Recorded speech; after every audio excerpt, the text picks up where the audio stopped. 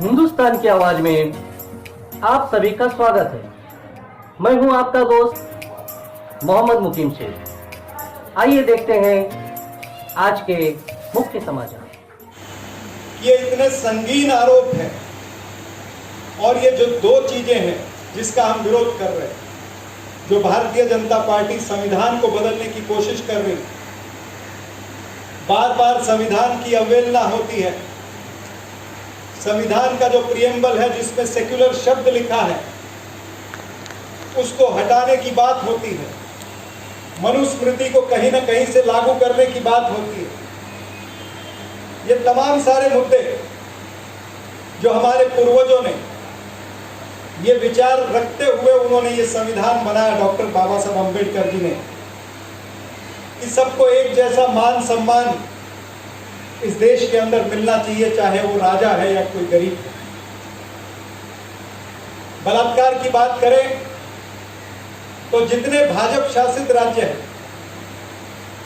आप उनमें देखेंगे तो महिलाओं पर अत्याचार, महिलाओं पर बलात्कार लगातार होते आ रहे हैं। और दूसरी बात यह है कि भारतीय जनता पार्टी के नेता हमेशा बलात्कारियों के साथ खड़े नजर आते हैं। फिर वो चिन्मयानंद का केस हो या उनके केंद्रीय मंत्री निहाल चंद का केस हो, कुलदीप सेंगर का केस अगर आपको याद हो, जब तक कुलदीप सेंगर को सजा नहीं हुई तब तक भारतीय जनता पार्टी ने कुलदीप सेंगर को अपने बीजेपी के उस पद से नहीं हटाया। कठुआ में एक छोटी बच्ची का रेप हुआ और कठुआ के अंदर तमाम सारे भारतीय जनता पार्टी के नेता बलात्कारियों के साथ खड़े थे। और खाली बलात्कारियों के साथ खड़े नहीं थे गायकवाड़ साहब, एक तिरंगा यात्रा वहां पर निकली। तिरंगा यात्रा किसके लिए? बलात्कारियों को संरक्षण देने के लिए। अब देश के अंदर ऐसा कभी उदाहरण आपने 70 साल में देखा है कि बलात्कारियों को संरक्षण देने के लिए भारतीय जनता पार्टी तिरंगे का वापर कर रही है? तिरंगा यात्रा, जिस तिरंगे का महत्व खाली देश में ही नहीं विदेश में भी माना जाता है, उस तिरंगे का घोर अपमान बलात्कारियों को बचाने के लिए इन्होंने किया। तो ऐसी भारतीय जनता पार्टी जो हमेशा बलात्कारियों के साथ खड़ी नजर आती है, जिनके मंत्री, केंद्रीय मंत्री बलात्कार के आरोप है, आप आज भी अगर भारतीय जनता पार्टी के मेंबर पार्लियामेंट की लिस्ट निकालेंगे तो उसमें कम से कम 29 उनके मेंबर पार्लियामेंट ऐसे हैं जिनके ऊपर बलात्कार के केस हुए। तो इस मुहिम को हाथरस के बाद में आदरणीय कांग्रेस पार्टी की अध्यक्षा श्रीमती सोनिया गांधी जी और श्री राहुल गांधी जी ने इस मुहिम से जन जागरण अभियान करने का संदेशा सभी कांग्रेस पार्टी की इकाइयों को दिया। हाथरस आपने देखा कि किस तरह से उस बच्ची के साथ में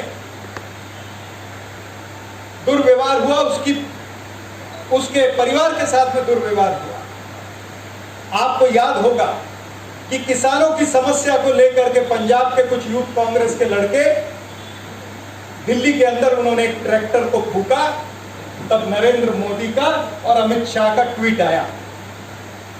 लेकिन जब उत्तर प्रदेश की पुलिस ने इस बच्ची का शरीर फूंक दिया तो नरेंद्र मोदी, अमित शाह या किसी भारतीय जनता पार्टी के नेता का कोई ट्वीट नहीं आया। तो ऐसी सरकार को लताड़ना जरूरी है, ऐसी सरकार को भगाना जरूरी है, ऐसी सरकार के खिलाफ जन जागरण अभियान करना जरूरी है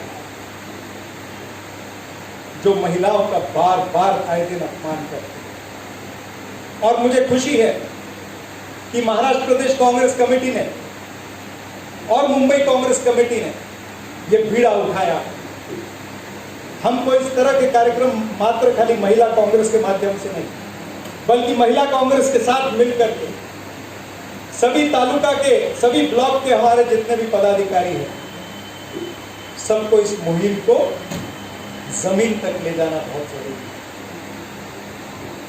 अभी निजामुद्दीन जी ने बताया, एक महिला का मान सम्मान महिला को हम देवी का रूप समझते हैं और महिला को देवी की तरह पूजा जाता है, तो इस महिला के अपमान को नहीं सहेगा हिंदुस्तान। ये मात्र जब जब चुनाव आते हैं तो कुछ न कुछ जुमले बोल करके, जनता को दिशा भूल करके, ध्यान भटका करके वोट ले जाते हैं। लेकिन ये हमारी कांग्रेस पार्टी के एक पदाधिकारी का ये जिम्मेवारी है कि हम जनता को ये याद दिलाएं कि इनकी सत्ता में कितने बलात्कार हुए, इनकी सत्ता में संविधान को किस तरह से संविधान की अवहेलना हुई।